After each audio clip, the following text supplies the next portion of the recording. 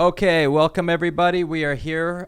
We got Peyton Smith from over at the Fourth Radical YouTube channel, and me, Chris Frederick from Political Perspective on YouTube, and we're streaming here on Twitch. We're both getting into streaming here, getting our channels going here, and what we're doing today is looking at, we're starting the book club for The Conquest of Bread by Peter Krapotkin, and we'll be discussing this book in the coming weeks.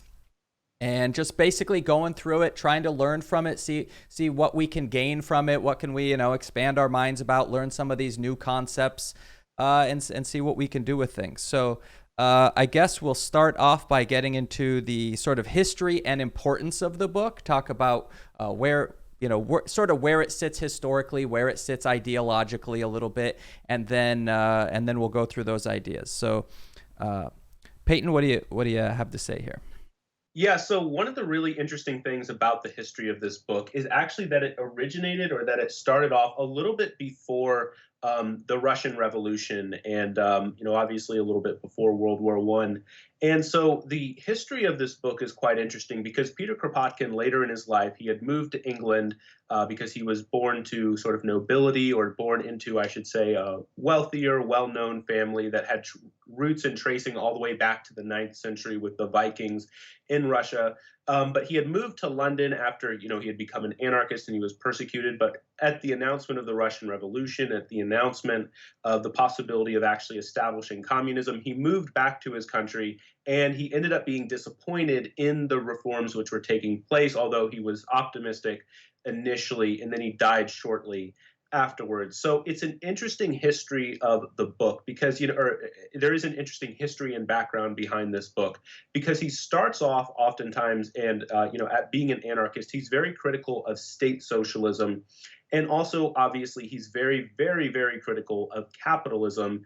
And so that's the general outline of sort of that side of the history. The other interesting thing is that another very popular movement which was going on at the time was Russian populism. So this was a movement, of course, which brought up and thought to try to exalt sort of the peasants or the serfs over the corrupt landlords, the corrupt oligarchy, the corrupt political establishment, to use sort of modern lingo, that these people were the real oppressors out there. And Peter Kropotkin found himself, he was a sort of very well-educated person, again, from a relatively sort of high-born family, and he found himself in a situation where he began to detest his own position. He went for a little bit of time in government and absolutely hated it. He hated his time in government, and he began to come to the conclusion that there was no way to actually reform the state and to actually, sort of make life better for people by means of the state. He had initially moved, when his father was still alive, he had moved over to try to essentially to a sort of more liberal, you might say. I mean, the terms are a little bit anachronistic, but a little bit more of a sort of liberal part of Russia, and he was trying to implement governmental reforms in that direction. But then, shortly after the more conservative wing started to take over in St. Petersburg, it ended up being that the liberal part where he was at ended up getting crushed, getting defeated, and sort of wiped out, and so he had to end up returning home. And it was shortly after that that he ended up moving into anarchism. You have anything to add there, Chris? Yeah, so essentially that he did spend some time in prison and then ended up leaving prison, eventually ended up in London. So he definitely was in some different areas, exposed to some different stuff. And like you said, he was born into a sort of aristocratic family, spent some time in military school, eventually became an officer, it looks like. So he definitely, was exposed to lots of different things. And he, coming up in that I guess it's impressive when you see someone who grows up in the basically well off, who's then able to turn around and be empathetic with those in society who are, maybe not doing as well as he could have if he had just sort of turned a blind eye and lived out the rest of his life that, living off what his family's position. Yeah, and I mean, it is kind of interesting in the same way, or at least in a similar way. Bakunin, the sort of generation before Kropotkin, he also was born into not necessarily like a super high-born family, but also born into a more wealthy family. For instance, Bakunin's father served as a diplomat in Italy and in France. And so, there is a weird and interesting history of anarchists in Russia having roots to, having roots to this slightly more well-off class and having some kind of connection to the monarchy. Peter Kropotkin, later in life, going back to Peter Kropotkin, described oftentimes his time in military school and talked about how when I believe it was the monarch of Russia at the time, I can't remember his name off the top of my head, came to at his, I'm not sure if it was at his graduation, but it was at some kind of speech at the school, and basically was cheering them on, saying that how they're the next future, that they're going to be the future of Russia and the like, but then says, and if you betray me, I will absolutely crush you, and goes on this long tirade about that. And that he remembers this very, very closely, that it's sort of seared into his mind. And when we're talking about the history of this book and bringing it to the history of Peter Kropotkin himself, one memory which was really important for him was that of his father. So he oftentimes, of course, he had a kind of endearing relationship with his father in some respects, but in other respects, he oftentimes felt disconnected from his father being a military officer, and him sometimes being a little bit more skeptical of some of those things. So one instance, for example, he remembers how his father was awarded a medal for going into either it was a burning building or a collapsing building to save someone, and he was awarded a medal. And for a long time growing up, Kropotkin Peter, he thought that his father had done this. And, he took some pride into that. He took some pride in the fact that his father was awarded a medal of hero, of valor, for taking this action. But then when he grew up, he came to realize that actually his father didn't even do it. It was one of his servants, one of his father's serfs or servants, someone that his father basically owned. And when he confronted his father about this, his father said, "Well, he was my man. What's the difference?" And it shattered Peter in many ways. It shattered him to have to face up to that, to realize his father wasn't exactly how he had envisioned him, and how this deeply connected to the oppression of serfs, to the oppression of slaves. And it was in that moment, and I'm sure in other moments, but this is sort of how he told the story himself, that it came to realize that there was a deep interconnection here between the oppression of serfs and a kind of deep misleading of the general public, and indeed the misleading of him, and that there's something deeply immoral, there's something deeply wrong in that side of things. Yeah, yeah, it's a very interesting historical point there. And this book is held up by many. When you started getting into this area of politics, this book is frequently held up as one of the sort of pivotal or foundational books in this area. It's people bring up the historical impact. People talk about how it had a big impact on the Spanish Civil War, up to and even including the Occupy movement a few years back was. Leaders with that movement were crediting this book and the ideas that were generated in this book. And, there are some, if you listen to critiques, there are some people who will say that many portions of this book are as relevant or more relevant than they were when the book was written. There's a few things that it sounds like may not have aged quite as well, but many parts of this book, you can view them in the light of today's society, and you can still see exactly what he's talking about. You can see those same nuances at play in modern society.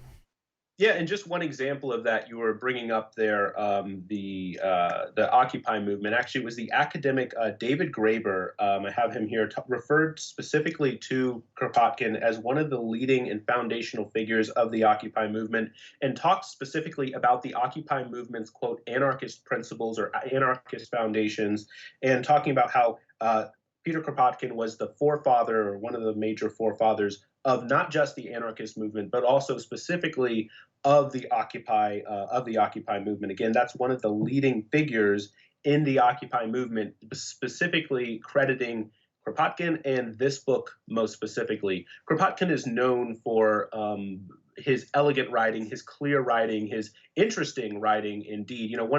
There's some interesting anecdotes from him when he was alive that people were oftentimes drawn to him because even though he would dress more plainly than many sort of people, having been brought up in that wealthier, whatever you want to call it, wealthier family, he had the sort of mannerisms of someone who was a little bit more well off, of someone, from a kind of aristocratic background, because that was his background. And that led to a kind of mass appeal with him where people were oftentimes very attracted to him. He said that he had a very magnetic personality. And no doubt, in a weird way, his upbringing probably had something to do with that, because he would be dressed in much more plain clothing, much more simple clothing, but then he would act very elegant, very upright, in a certain sort of way, and that led to a kind of cross appeal where even people who were maybe a little bit more well off could at least sort of relate to him in a certain sense, could see certain things in him and maybe connect with him in a way that they couldn't typically connect with someone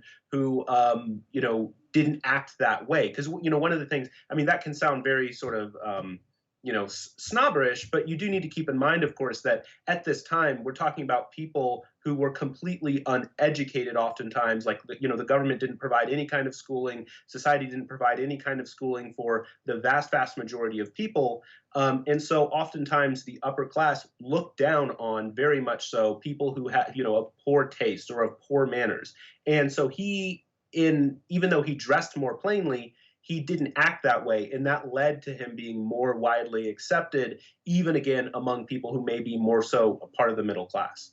Yeah, yeah, interesting. That's an interesting a point to make there. Why don't we work through some of the themes throughout this book that we'll sort of discuss them at this point, and kind of see where we can kind of revisit these throughout the book, and then at the end and see what we think of them. So one of them is that capitalism inherently will lead to poverty, and then that poverty will inherently lead to what you could call wage slavery, right? So sort of, if everyone is doing well in a capitalist society, then you can't force workers to work at a low wage, which is essentially the goal of capitalism, right? If you're the one who gets all the leftover, then you want to give as little as you can to the workers. You have to, that's the control that you would exhibit over them. So it's it sort of gets argued here that's inherent in the system. Yeah, for sure. I mean, that's definitely one of the major themes which we do, which is going to be talked about in this book. Again, this is a book club, so neither of us have gone through and read the entire book. We've read parts, we've taken a look at parts of the book, we've done research and background, but we're going to be going through and reading it with you guys. So we're going to be trying to explore and understand the themes for ourselves as we go through and read it. So some of the questions that I have, or at least some of the things that I'm hoping to get out of this book, having read, we're going to get to in just a second that we read the preface to the book, and so we're going to get to some of the themes and some of the ideas. But the preface was written after this book was actually done. I believe it was written in, what was it, Chris? Was it the year 1913? I'd have to go back. Oh, I'd have to take a look. Yeah, it was written in January of 1913. So it's a few decades after the original book was published. And so he's sort of reflecting in some sense back on the book and adding a little bit perhaps to the arguments, and basically saying that, yeah, his principles, the general ideas argued in the book are still there. They still hold up quite true. And so from reading the preface, some of the questions that I have, I'm quite curious, first of all, and most obviously, how could such a society come about? How are we going to end up in this kind of world, right?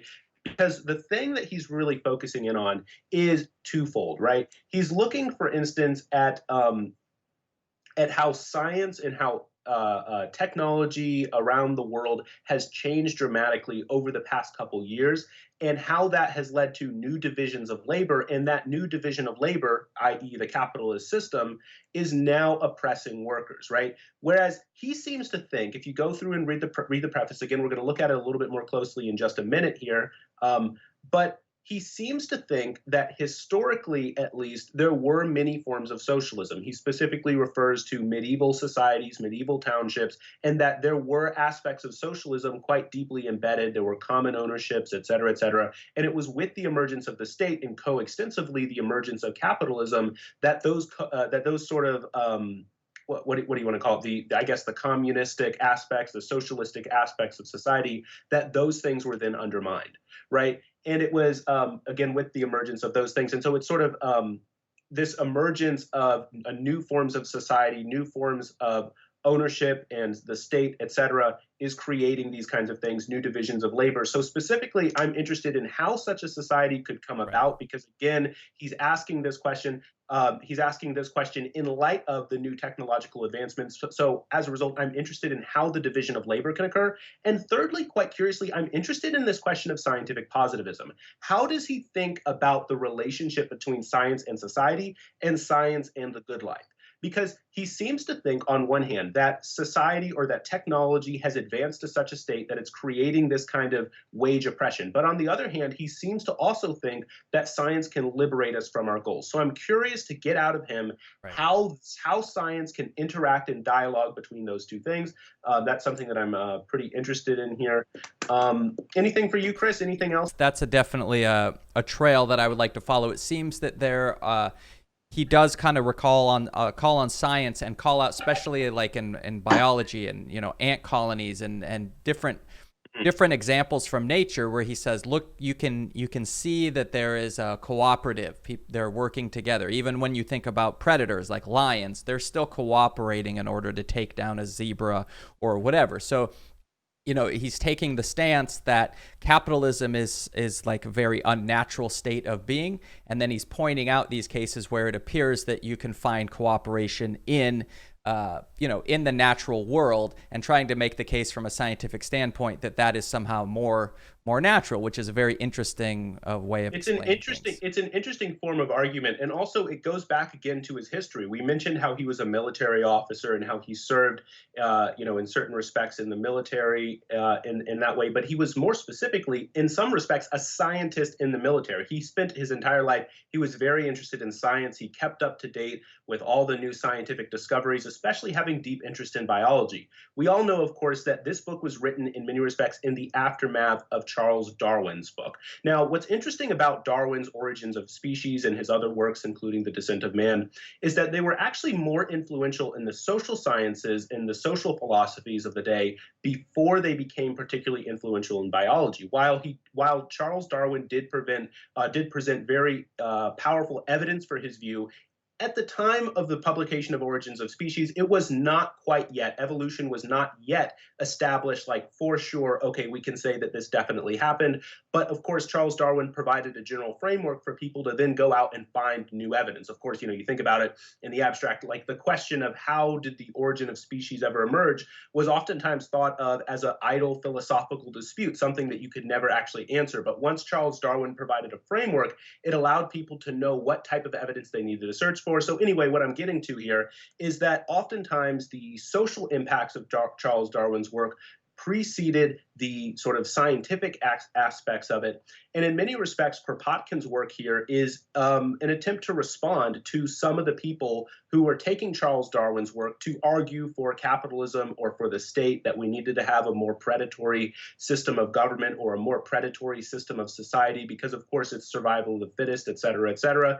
And Kropotkin wants to reanalyze Darwin's work in terms of how the environment relates to the species and how individuals can, through one of the titles of his later work, Mutual Aid, can come together, how a species can come together in order to better combat the environment itself, as opposed to trying to think of natural selection as an argument or debate between two people trying to find who's the best and who's the most fit.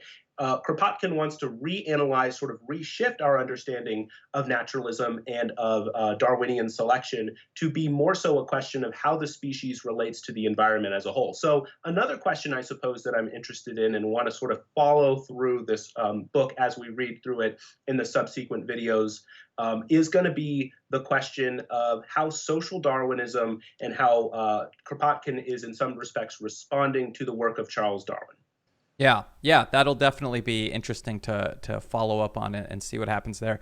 Couple other things that I want to look at, kind of set the stage to keep an eye on while we do this. One is this idea that humans left to their own devices will donate time and resources to creating things that everyone can benefit from. And I think a lot of times in the United States, there's sort of this immediate reaction. Well, if I'm not getting paid, then, then I'm not going to do anything, right? And there's been studies that kind of show this with kids. You kind of can throw things off. Once you start having an allowance that's specifically for doing chores, all of a sudden you change the whole nature of that relationship and what the child's motivations is and stuff like that. So it's interesting to go through, and we can see that, right? Like most people have hobbies.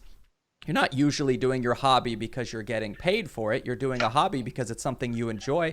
And oftentimes people can benefit from that. And on a larger social scale, I mean, many cities have free museums, right, where you can show up and you can enjoy all this art, and people are donating their time to work at those free museums and stuff like this. So this idea that if people believe in something, if they are inspired and motivated by something, they will put in free time and resources to making that thing be a benefit to the society as a whole, which I think sometimes is easy to miss in society if you're not really paying attention to it. So that was something that definitely kind of you mentioned there one of the studies about how work and the nature of work can change with monetary incentives. One famous study actually talks about how daycare, this is maybe a slight tangent here, but one famous study talks about how a daycare school implemented a fee when you come in late, basically, to pick up your children. They were having issues with parents coming in late to pick up their children, and so they implemented essentially a fee, like, okay, if you come in late, then you have to pay money. Well, what ended up happening, of course, was that, maybe I shouldn't say of course because this isn't obvious, what ended up happening is that the lateness increased because people then began to view it as a consequence of it. It's sort of, okay, well, I'm running a little bit late. I'll pay this money. I'm willing to pay the $5, $10, whatever it is. As opposed to previously, they were relying on social incentives of lateness and of respect and of decency. And it turned out that the economic incentive didn't quite outweigh that. So that's one interesting study. Actually, another interesting thing is that there was a famous study done in Sweden as well, talking about how they went around and asked people whether or not they would be willing to, it was basically, they asked them, would you be willing to have a nuclear power plant built in your neighborhood? It does believe that this might shorten your life by a certain amount. Now, this was all made up. This isn't true, but it was a poll test. They were just to sort of figure out the data. So they called people in a town saying, would you be willing to have a nuclear power plant built? It might shorten your life a little bit, but the nation believes that this is, utmost important and that it can only be built there, et cetera, et cetera. And they ended up having a relatively high number of people. I can't remember the exact number off the top of my head, but they were basically saying, yeah, sure, if you're saying that that's the only way that this can happen, okay, I'm willing to take that hit and have that built in my community if it's for national goodness, whatever. And then they asked them, okay, but then we're going to pay you. They basically repeated the exact same spirit, wording everything else exactly the same, and then saying, and the government will pay you a little bit of extra money. It turned out that the number of people saying that they would be willing to do that actually went down when they offered additional money on top of it. So it's kind of an interesting thing there. So that's a slight tangent, but it's really some interesting stuff about how monetary incentives don't always work the exact way that we might think that they do. So anyway, let's go back to Conquest of Bread there. So one other theme that I kind of found very interesting was all human progress was created by all people, and so therefore should be shared. So everyone, all the generations that lived before your generation have contributed to all sorts of things, inventing the wheel and inventing bikes and, all sorts of stuff that we as a society use and benefit from, and yet now we find ourselves in a situation where someone thinks they get to own all of that previous work. And one of the arguments here is that, well, really that was created by all people's efforts and so should be shared among all people. Yeah, and Chris, it's not just the sort of final physical thing that can be marketable that ends up contributing to a particular idea. We also end up in situations where various ideas, maybe perhaps mathematical concepts when you study mathematics as a child, such as the number theory, et cetera, that these sort of abstract ideas can lead to thinking about the world in a different way. It can, in fact, shape your brain, right? We know, for instance, that depending where you grew up and the kind of education that you have, you can actually do brain scans and determine that the structure of the brain was different on the basis of the kind of educational upbringing that you may have had, the kinds of problems that you were introduced with. So various abstract concepts like the number zero, for instance, that was a very difficult concept to develop. But now, 3-year-olds and 4-year-olds can easily walk around grasping these abstract concepts like a number system system or a 10 debt. I mean, these are very abstract concepts, which you might imagine, and I think reasonably to say, are very important and necessary to develop things like the wheel or even bikes, bicycles, et cetera, et cetera. And all of these things are a kind of common ownership. So there is a sense in which even the most abstract things, even maybe the way in which we frame problems or understand situations in the world around us,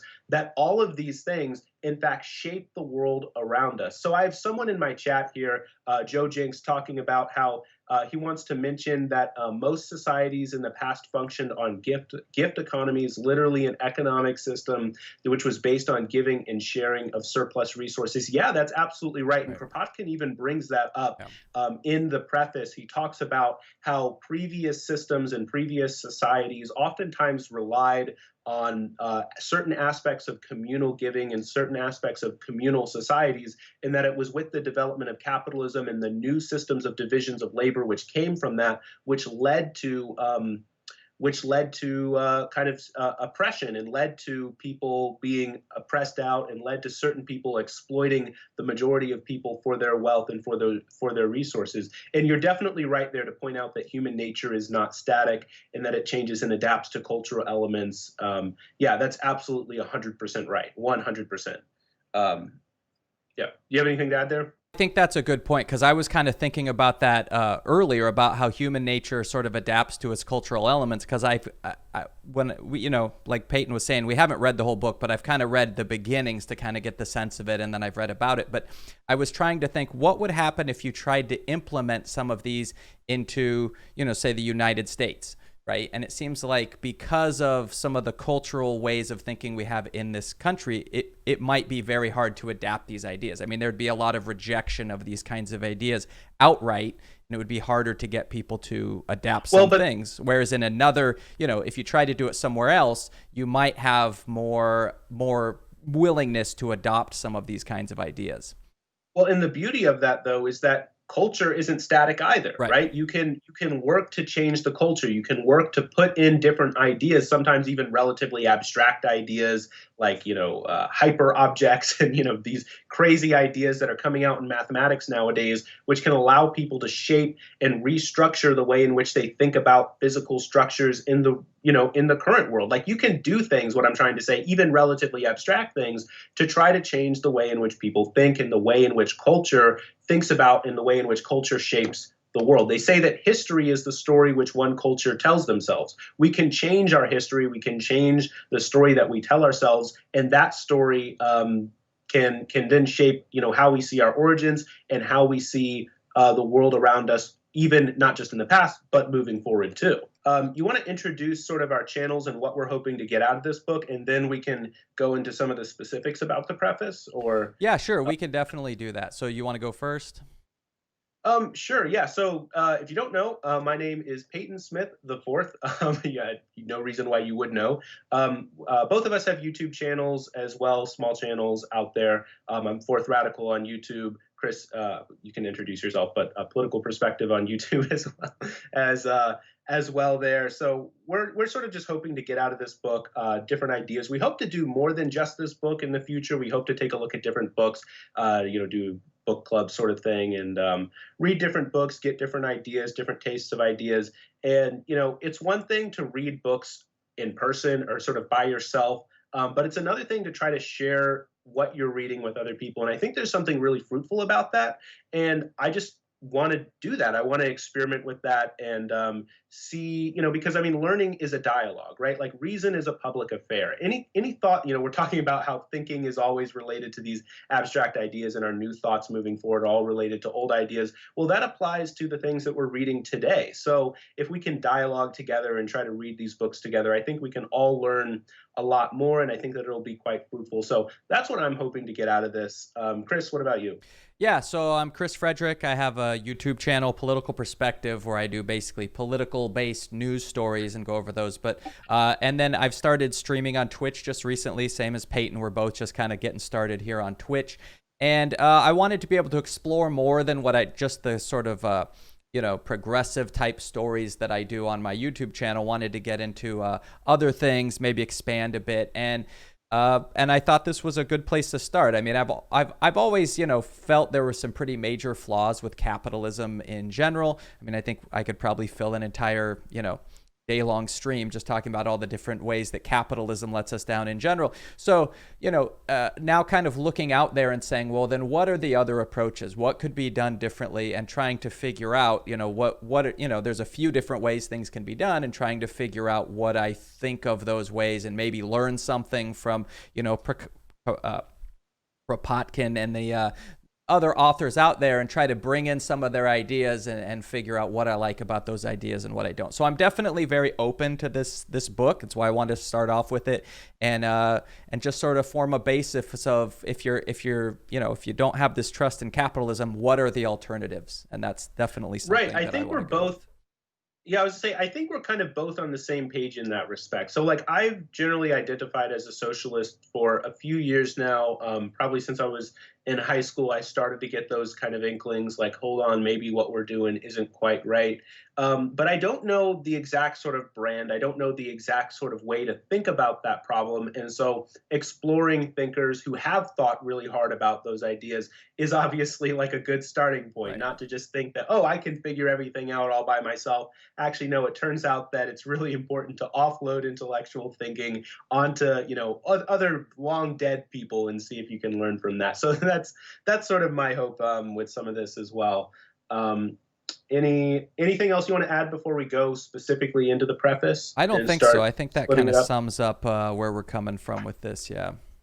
Awesome. So like we were mentioning earlier, when it comes to the preface was written a few decades after the main book. The preface was written in 1913. So again, a few years after the main book, and also just a few years before he passed away, before Peter Kropotkin passed away. So in some respects, he's reflecting on his work, and in another respect, he's almost kind of trying to redirect his work. So he opens up talking about how one of the major objections to communism, to socialism, is, and he does lump them together, at least in the preface there. Basically, he says that one of the major objections is, quote, that this idea is so old and yet it has never been realized. That's what the objectors oftentimes say. And he begins by saying, actually, this isn't quite right. And he says, well, first of all, it is true that sort of, for instance, there were Christian communes and there were various attempts of communism in the Middle Ages. But then he sort of redirects that problem by making a distinction between sort of pre-modern socialism and modern socialism. And he defines modern socialism by linking it to the new divisions of labor which arose out of the new factories which are arising because of sort of technological innovations. And he's saying that these new factories created a new working class, whereas in the past, communism or socialism was all about sort of the common ownership of land, which he does point out was very common in the past and sort of in the Middle Ages. But what he does essentially concede, he says, quote, that the only thing which is said about communism, I'm trying to find the exact quote here. Here it is. The only thing which is said here is that modern socialism has not yet been entirely realized. And he also points out how modern socialism is not yet 100 years old. So this is a very new idea, especially when he's writing. And he's saying how this is a new approach. This is a new idea. And that this new approach, given the new technologies going on at the time, really changed the dynamic, really changed the way in which socialism was going to be enacted. Chris, do you have anything to add there? Yeah, just that it's a very interesting point, because obviously technology and advancements, we've come a long way technologically since this book was written. And so it almost seems like maybe it takes those same ideas, but could in some way make them a little bit more complicated. So it'll be interesting to kind of trace through the book, right, to think what would be the consequences of taking those same ideas but planting them in today's society, and what parts will still fit and what parts might have to be adjusted. Right, because he seems to think that the new working class, what he's calling the new working class, is distinct and in some respects different, although oftentimes unified in their interest with the agrarian working class or with the farmers, which exist previously. And he does seem to think that communism or socialism, or at least certain aspects of socialism, were very successful in those previous societies. And it was with the development, again, of the state and of capitalist instruments that those things were repressed and those sort of common ownerships of properties were stolen from the workers, or from the, I should say, the farmers at the time there. So it's an interesting connection there between the emergence of the division of labor and the emergence of a kind of scientific worldview, which was beginning to permeate society, or at least the technology was beginning to permeate society at the time. And he does seem to see the emergence of capitalism and the emergence of the state as connected. I think that's an important point to make.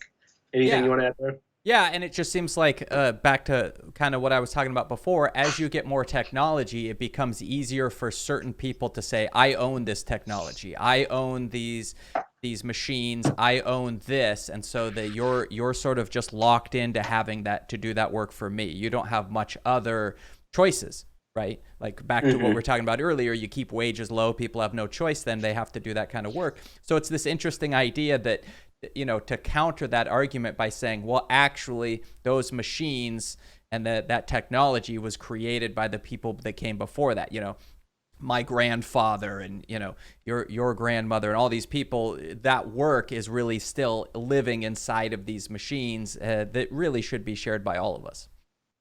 Yeah, and I think that that's a really insightful criticism to make. Now, one of the things that I think is super interesting in the preface is that he tries to divide up the French Revolution into three different three different separate ideas. So I'm just going to read this little section here. In the preface, he says here, quote, "It was first," referring to the French Revolution, "about the equalization of fortunes by means of an income tax and succession duties, both heavy and progressive, as also by the direct confiscation of land in order to subdivide it, by heavy war taxes levied on the rich only, and it was secondly an attempt to sort municipal communism as regards the consumption of some objects of first necessity bought by municipalities and sold by them at cost price," that's important there, "and it was third an attempt to introduce a nationwide system of rationally established prices for all commodities." So he's arguing, and then he goes on to talk about how those three ideas, the three pillar ideas, what he's calling the three pillar ideas, I imagine that different people would dispute what the three pillar ideas of the French Revolution are, but he's arguing that those are the three pillar ideas of the French Revolution, and that all three of those ideas are deeply rooted in socialistic aspects. What I find interesting about this is that all three of those, in many respects, especially I should say the first one and the second one, are deeply related to this question of scientism, or not scientism might be the wrong word, but again, sort of scientific positivism that I was mentioning earlier. The first one about the equalization of fortunes through the progressive income, through the income tax and through progressive taxation. And then the third one, they're talking about developing a nationwide system of, quote, rationally established prices for all commodities. One of the things that is really interesting is that the progressive income tax, we like to think that this was an idea which, maybe always existed. But one of the things you need to understand is that it wasn't until the development of statistics that the possibility of implementing a progressive income tax even became possible. So we had to develop mathematical systems firstly, and then secondly, there had to be a way of collecting this kind of data, which is actually super interesting. And the French data actually goes back the furthest and the longest. And part of the reason why France became so upset about the disparities in income is because France had the best collection of data about wealth inequality. Some of their inequalities wasn't always, necessarily, dramatically worse than other countries, but French people were more aware of their own inequalities because they had the collection mechanisms in place to collect those things. And again, that was developed on the back of the implementations of statistical methods, which were still relatively new at this point. And again, we're talking about here the method of developing rationally fixed prices. This, of course, goes all the way back to the Middle Ages, the idea of developing a just price. That was much of the work of economics and during the Middle Ages. And it was actually quite complicated work trying to establish sort of by rational means what a just price would be. And this was, of course, an interesting thing which got brought into the modern era, modern period of things, And it led to interesting things. So, for instance, we know in the French Revolution, they tried to, they came to the conclusion, well, we don't know if we can quite establish a just price for specific commodities or for specific things. But what we might be able to do is redevelop and establish rational methods for measurement. So, developing different kinds of ways of measuring temperature, measuring weight, et cetera, in ways which would be more fair. At the time, of course, since there were multiple different sort of municipalities, different principalities, they all used different measurement systems, and that oftentimes led to exploitation of the poor. And so one way they thought they could try to counter that was by developing unified systems of weights and measurements and enforcing them in a single way. And they wanted those systems to be entirely rational. So, we know, for instance, like the development of like the Celsius method, where, the 0 degrees is set with the freezing point and 100 degrees is set with the boiling point of water. Now, you could argue that those points are very rational because, it just sort of makes sense. But in some sense, it is still like arbitrary, like why water? And also, by the way, it's water at a certain height, right? That if you bring water up to, a certain height, Right. then it, those degrees and those angles change. Pressure and everything. What is maybe rational about it is that it's by tens, which is, of course, the basis of our number system. But of course, there's other ways to divide up another number system. So anyway, that's maybe a bit of a tangent there. But there's an interesting connection there, which Kropotkin lays out there between, again, just prices and sort of attempts to redistribute land. One interesting tidbit about the history of the French Revolution and how they tried to redistribute land is that they often sort of alternated between two different methods of determining who did or did not own land. There was a historical method and there were linguistic methods. So the linguistic method tried to look at various kinds of loads or corvées, which were different kinds of documents which were used at the time to sort of transfer land deeds between people, right? And so the first method tried to look at the historical origins of the land and try to determine whether or not the original acquisition of that land was justified.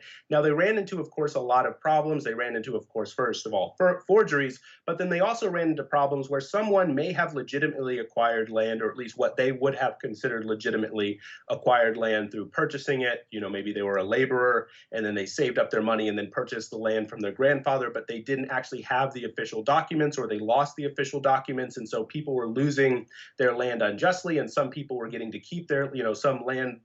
People who everybody knew were actually wealthy landlords who is, whatever the French Revolution would have said, no, you don't get to own your stuff anymore. We're getting to keep it because they were able to forge it. And so they switched to a linguistic method.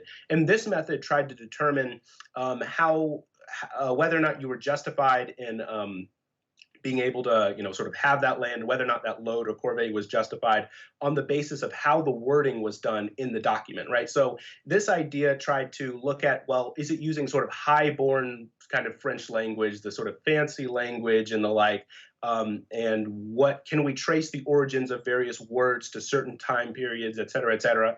But the problem with that ended up being, funny enough, is that basically, people would use or try to use sort of high-born French language when they would purchase something because it seemed more prestigious, right? Like, so, you're maybe just a carpenter or something, you saved up your money and you bought maybe a windmill on a particular whatever after, 20 years of saving or something. And then it led to situations where even those workers might end up losing that landlord or that land title because in their corvée, in their load, it ended up being that they used sort of fancy language in order to sign the deal because it was sort of they wanted a kind of fanciness with this thing because they were proud of it or what have you, and for various cultural reasons. And so, again, this goes back to the idea that the French Revolution was trying to reestablish politics on a rational and indeed scientific basis. So it's quite interesting to me, at least, how most of Kropotkin's analysis of the French Revolution breaks it up into three different socialistic elements, but all of those socialistic elements seem to have this idea of rationalism or rationality built into it in its relationship with society. And I don't know, I just find that to be quite interesting. Chris, I don't know if you have anything to add there. That's maybe a bit of a long-winded speech. No, I think you summed it up pretty well there. I think you did good with that. Is there anything else to add before we sort of set up next week? I mean, do you have anything else to add in terms of specifically the preface here?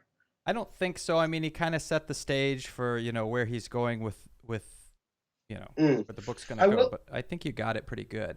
I will say one other quick thing before here. He concludes the preface by specifically talking about how he claims right that the evidence has been going up on his side since writing the book. Again, he wrote the preface a few decades after the original book, and he talks about how quote, even though referring to the nationalizations of certain industries, even though it resulted in the cheapening of a given commodity, it was often found that a new obstacle then emerged to the struggling of working men, today we might add women, for their emancipation.